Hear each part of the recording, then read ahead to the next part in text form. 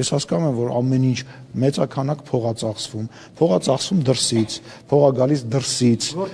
տարբեր տեղերից, մասնավորապես հյուսիսային մեր հարևանի մոտ կողմից եւ այլ Հայաստանի հանդեպ, այո, Ռուսաստանից, Հայաստանի հանդեպ տարվում է հիբրիդային պատերազմ, այդ հիբրիդային պատերազմը մեկ ակտիվանում է, երբ որ օրինակ ռուսական հեռուստաալիքներով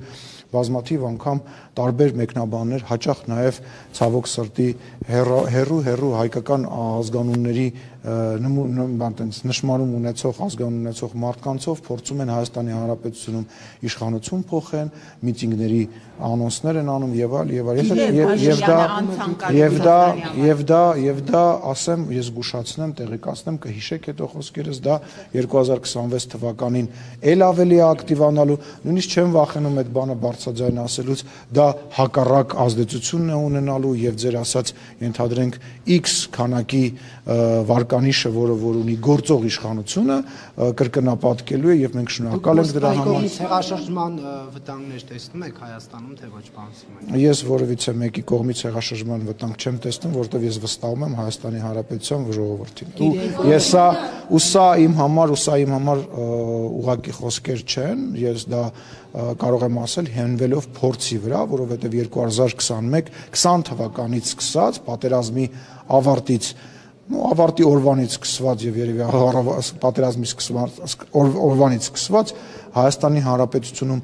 իշխանություն փոխելու նպատակը տարբեր բևեռներից եւ տարբեր կողմերից եղել է գեր եւ կարեւոր նպատակ։ Ինչու է Փաշինյանը անցանկալի Ռուսաստանի համար։ Մոսկով ասաց, որ անցանկալի է։ Մեզ հակառակն են ասում։ Բա ինչ են ուզում իշխանապետը։ Ով է ասում։ Մեզ հակառակն են ասում։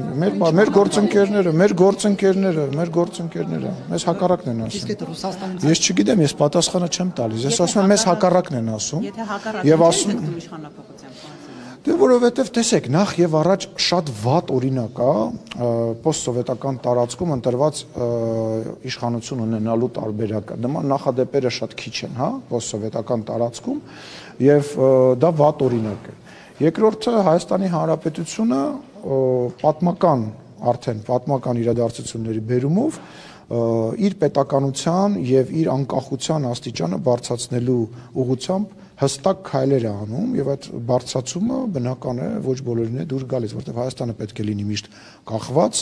ինչ որ կենտրոնից, Հայաստանը պետք է միշտ ունենա մեծ եղբայր,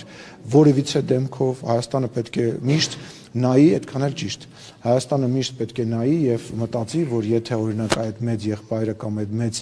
գերտերությունը չլինի, Հայաստանին կուտեն, կուլ կտան եւ Հայաստանը օտար է իր տարածաշրջանում եւ միայն իր գոյությամբ պարտական է այդ բանին։ Եվ այդ իրողությունը այսօր վերանում է,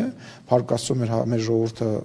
ականջալուր է լինում այն ամեն ինչ, որ մենք բացաձայն ասում ենք եւ ինքն էլ մեզից լավ հաճախ գիտի դրա մասին եւ դա հաճելի տարբերակ չի, որովհետեւ կառավարելի չի այդքան Հայաստանը, ինչքան նախկինում էր։ Պետք է չէ որ Հայաստանը մակում տարբեր տեղերում քվեարկի այն ձևով, որ ուզում են այս կամ այն պետությունները պաշտպանի շահեր, պաշտպանի պատերազմներ, պաշտպանի տարբեր իրականություններ, իսկ Հայաստանը ինքնուրույն է որոշում կայացնում, դա վատ է։